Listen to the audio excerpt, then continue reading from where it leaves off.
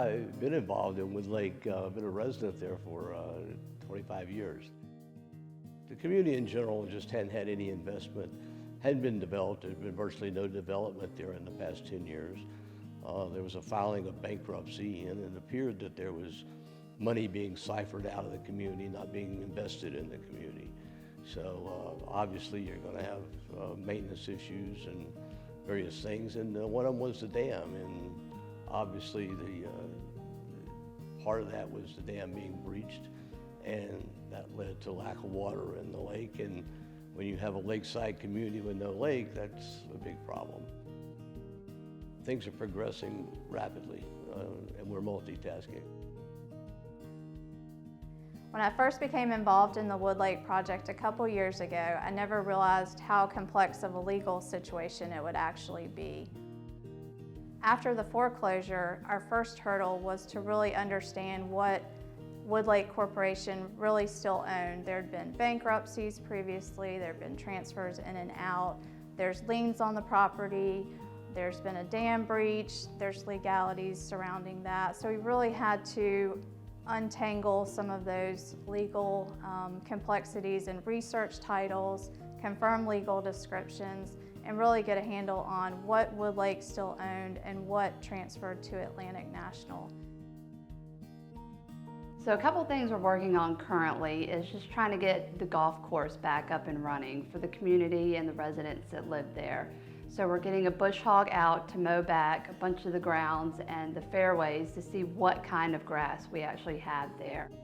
Trying to get the irrigation back up and running, but it's going to be a long road for recovery for that golf course. It was left dormant for a while, so we're going to focus on the maples and try and get that one up and running first. In the front, we cleared out all the overgrown weeds and put some bark down. Did a very simple look, so seasonally we can add some flowers, add some color, clean up the security gate so we can have a better visual when you enter Woodlake. Woodlake is a very unique property. It's over 1,200 acres of lakefront, many facilities, an old historic clubhouse. It took us months just to assess what was there. Unfortunately, a lot of these buildings have been neglected over the past year, but what we found after many inspections and assessments is that they have good bones, they have good structure. It's the inside water damage, roof leaks that we really need to get in front of and start working on immediately, assessing which of the buildings we can use, how we're going to use them.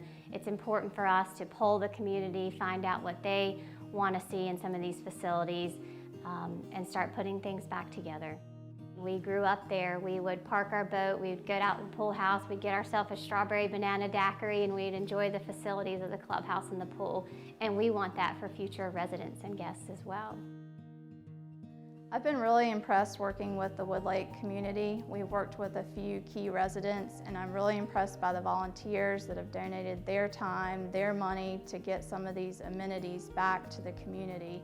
The pool, we've been able to assist with bringing a grill to the community and just seeing the community revitalized. It had been neglected for so long.